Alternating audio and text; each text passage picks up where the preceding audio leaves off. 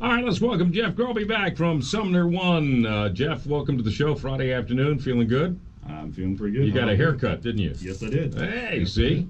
See? Last weekend. So. The girls always get angry when I don't notice the new makeup or their haircut or the scent or whatever. And then Jeff Groby comes in, and he looks like we just found him on the street, and I noticed he had a haircut. So I am paying attention. Yep, you are. All right, thank you. Yes. What's on your plate today for our tech talk? I thought we'd talk a little bit about exploits and how people can gird themselves against some of the more common, what we call zero-day exploits. Hold on. You're first of all, you lost me at exploits. Yep. All right, zero-day exploits. It sounds good. It sounds like the name of a book.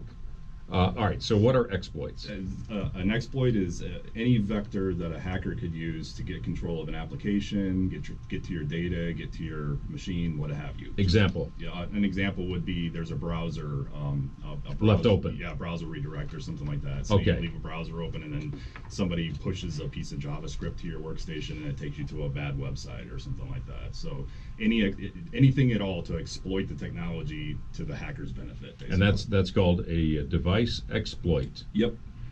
Now I see here on my page Faxploit. Yes. Is that? There was a big one this week. Yeah. The Faxing protocol, Faxing and its protocols have been around since the late 50s, so it's a very old technology. But they recently found a flaw in the fax protocols that will allow a hacker to take control of a multifunction machine that has a fax capability built into it and exploit it just as if a hacker were on the same network with it. So they can take control of the device remotely just by having the fax number and then have it execute some code and give them root access and do all sorts of nefarious things. So yeah, let's talk about what could be the possible drawback in a fax machine.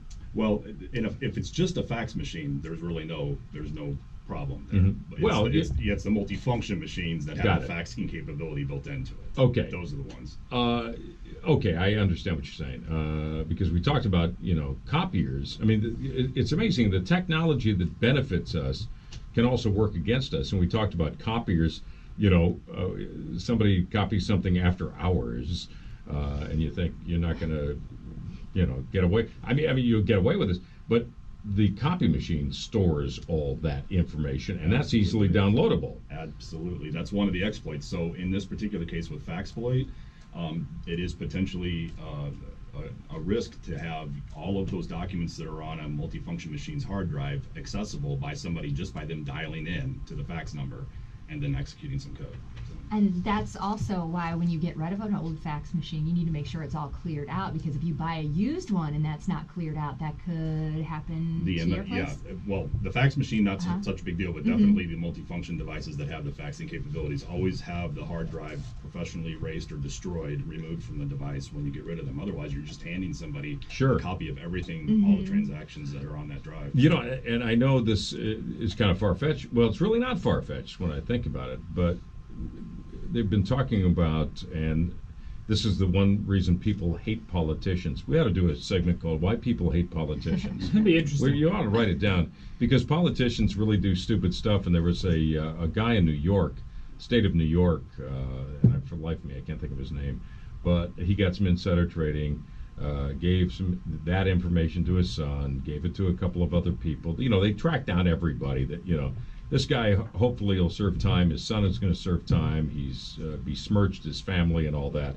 You deserve what But I could see where somebody could get into one of these multifunction machines at a big corporation and get all that information that is being disseminated to the staff or to important people, and have information that could create that insider trading thing. The fact that this particular one, the Faxploit one, is particularly a problem for healthcare and financial services, because both of those industries use faxing heavily.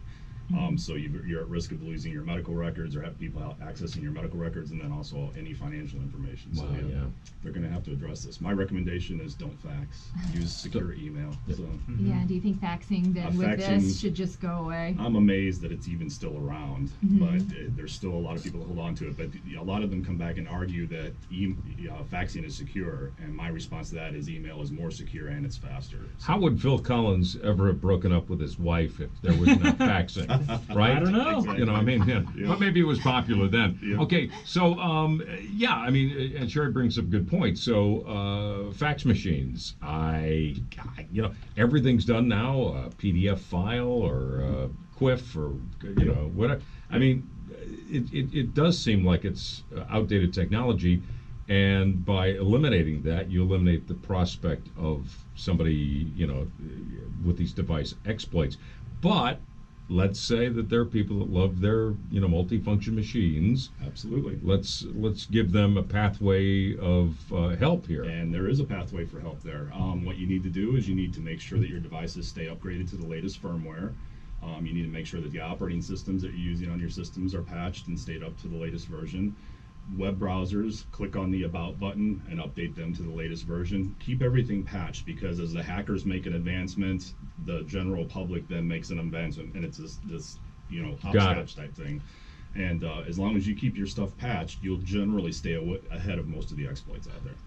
One last question for you, and we'll get to traffic here with Tim Wineland in less than a minute. So I have a machine at home. It has fax capability. We don't have a phone at home, so you know I don't fax, but I can scan and I can create PDF files, and so that is a multifunction machine. That is it not? Yes, it is. Okay, and because I'm Wi-Fi controlled to my computer, I have there is the ability for somebody to do a device exploit.